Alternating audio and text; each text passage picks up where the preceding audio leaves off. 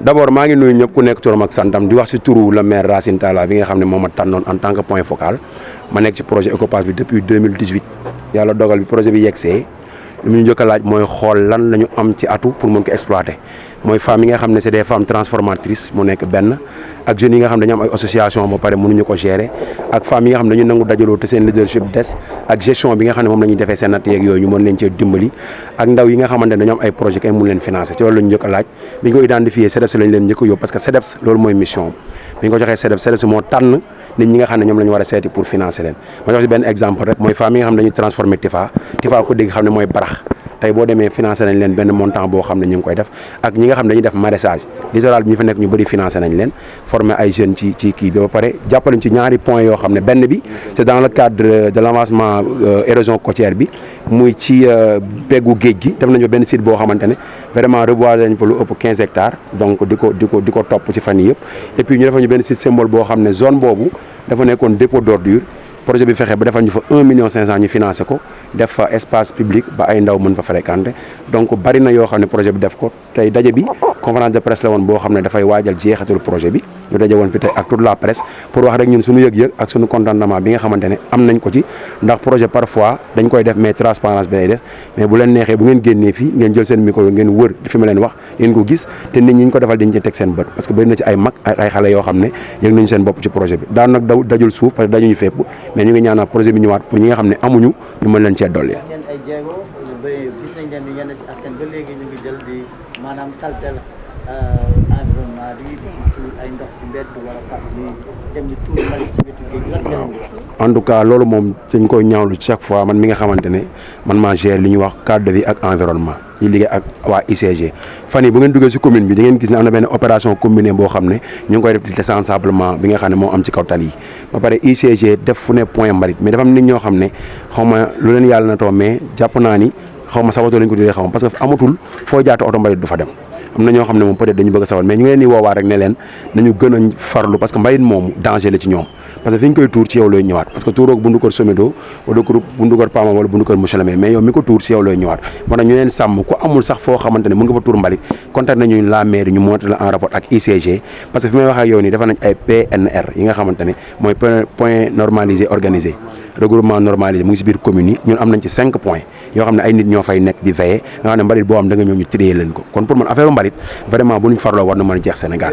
am na ay canalisation waaye nag ñenn ci askan bi tamit dañuy jël ci canalisation yi di ko tuur mbalit te bu ma ci mën naa jur mën la nga ci wax. ma wax sax lu gën a garaaw dañ ko jël sax di ko sëq ak suuf te duñ ko comprendre te loolu moo gën a dangereux tey Wakhinane fexe na ba point bas yi nga xam ne amoon na fi mooy Pikine Est bi nga xam ne dafa nekkoon problème ñu defar ba régler ko sur un montant de 212 millions. ak un projet bu ñuy wax vivre avec l'eau donc tey boo fa jaaree da ngay gis ne am na lu bari loo xam ne askan wi xaw nañ ko ci laal mais yàlla mu ngi dimbali ba maire bi ñoom lu si biir dafay anticiper fi mu nekk nii ONAS ak DPG bi nga xam ne dañu nekk ci tutelle ministère de l'eau et de l'assainissement jamono ji bind nañ leen pour ñu waaral curage bi boo xoolee rek semaine bi def nañ benn visite kon donc yéen da leen permettre rek nga xam ne yéen am ngeen information bari ci commune Wakhinane Nimzatt parce que lu ci bari du suñu compétence mais ku ne xam ne ne mairie amul droit ndox di taa nga naan du sama compétence wala mënuma ko mais suñu cër mooy comme li ngeen def nii di anticiper te loolu ñu ngi ci ñuy ñaax askan wi ñu dimbali ñu képp koo xam ne am nga égout wala nga am lu ñuy wax regard wala nga am lu ñuy wax grille avaloir dimbali ñu ngir yàlla rek képp koo gis mu ci def lu warul nga baar ko ndax ëllëgee bu ndox mi taabee sa kër la jëm te bu boobaa vraiment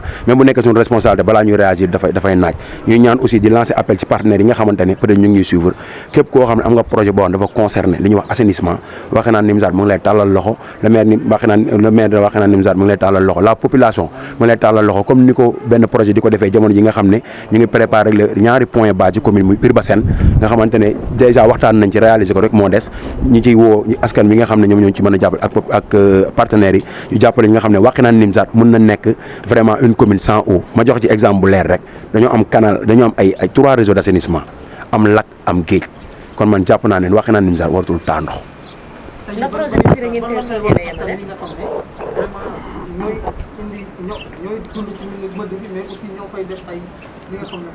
waaw métti na mais am na ñoo xam ne peut-être dañ ko xamul moo tax mais vraiment métti na man bu tawee ba ma ne suñu terrain ñu ànd équipe volontaire yi da ngay sa yaram sax day daw ba da ngay gis loo xamante ne yow da lay leen li dundoo ko des fois da nga ñibbi sa kër rek doo am envie def dara parce que da ngay fekk famille boo xam ne niñ nar a fanaane dafa nekk lu extraordinaire te loolu vraiment dama ciy interpeller état parce que dama jàpp ne am na benn plan de restructuration boo xam ne ñu ngi wax depuis 2005 te il est temps ñu woo ci commune yi ñu joxe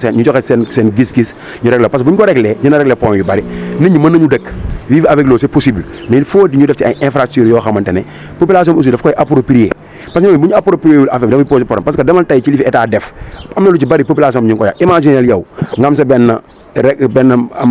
kii boo xam ne da ngay rey ay nag nga rey sa nag ba pare gàddu say mbaq gàddu sa lépp ñëw ba ci canal à ciel eau nga tuur ko fi récemment jàpp nañ fa benn xale bu yàggul bu récemment fekk naa fa ñu sànni fa ay xar kon yooyu dafa nekk ay pratiques yoo xam ne population bi ñoo ko war a bàyyi parce que li ñuy def pour ñoom la état a investi plus de 8 milliards de Dalifort à Pikine et de Guédiawaye pour man kenn waru ko yàq parce que suñu xaalis la ku koy yàq yaakaar ne Macky Sall nga koy yàq wala Racine Talla wala man yaa ngi nax sa bopp ma jàpp ne ñun ñëpp dañu war a joxe la main dans la main bu nawet jotee ñun ñu organiser wu mairie bi populaire parce que li ñu war a def buñ ko combiner ci lay ëpp way mais ku dëdd sa kër yaakaar ne bu sa kër taay parent moo war a génn defa yaa ngi nax sa bopp du sama compétence mais sama rôle dafa ma mayul ma dëdd sama kër di la seeraan mais pour man la koy créer lañ war a bàyyi avant ñu yegg foofu comme ni ko Modou waxee takkal ba ñu tilimal da koo gën mais avant ñuy curer ay réseau bañ koo fatt moo gën kon population bi pour man loolu nañ ci taxaw parce que seen responsabilité la bu tawee ñoom ñooy yuuxu bu tawee ñoom ñoo koy subir bu tawee moom mooy métti kon ñoom ñoo war a signaler kuy yàq ak kuy def te mu jaral leen seen bopp parce que tamit mbir suñ la ko defalee pour yow vraiment yaa war a njëkk a nekk ki koy sàmm. projet bi ndax am ngeen ci ay pexe ngir mu wër. si am nañ ci ay pexe parce que fi mu nekk nii moom mi ngi retiré wu conseil municipal am nañ ko lundi bi incha allah le maire Racine Talla moo koy présider mais avant boobu bi ñu def vote ak orientation budgétaire xamal leen ne am na benn projet boo xam ne mi ngi waaj a retiré wu te bu retiré woo ñun dañ ko war a surveiller parce que war nañu def campagne de reboisement renforcer la fa nekk déjà ut ay ñoo xam ne seen xam-xam dafa màcc ci wàllum nan la ñuy gérer garab parce que boo xoolee littoral boo fa defee ay garab am na noo ko war a toppatoowee tey jii boo fa demee période la boo xam ne garab bi dafay wow mën na benn période boo xam ne boo ko développé garab bi dina ñëw mais loolu du suñu xam-xam mais dañu am affaire ñun en tant que commune ñi nga xam ne seen xam-xam màcc nañ ci loolu ñu ñëw jàppale ñëpp parce que érosion côtière pour ñu xeex ko il faut que tout le littoral soit reboisé kooku nag état laa koy waxaat parce que am na benn ministère wala direction wala agence boo xam ne loolu moo nekk rôle am te suma juuma Ali Aydar moo ko géré ñu ngi koy tàllal loxo di ko wax ne monsieur le ministre wala monsieur le directeur général bu fekkee pare nga pour ñëw jàppale si littoral bi monsieur le maire Racine Talla ak le conseil municipal même le département tàllal leen loxo pour ñëw reboiser le littoral beneen bi mooy accident yi fay xew du sax sujet bi mais peut-être seen teewaay moo ko waral fan yi boo jaaree ci beneen bi da ngay gis ni ay oto ñu ngi fiy def ay racolage yu doy waar te ñàkk lumière moo ko waral may ñaan état bi aussi su ko mënee def mu def ko parce que ay doomam rek ñoo ciy dee te li yëpp ay doomu Guédiawaye la golf la commencé nag jëm Tivaouane Peulh mais li ko jëmee nii dem Dakar vraiment réglé nañ ko dama wax nag lan moo tax ñu def ko mais vraiment ñu ngi leen di woo ci loolu bu dee Ageroute mooy responsable bi nañ ko situé bu dee état aussi moo war a situé responsable bi na ko situé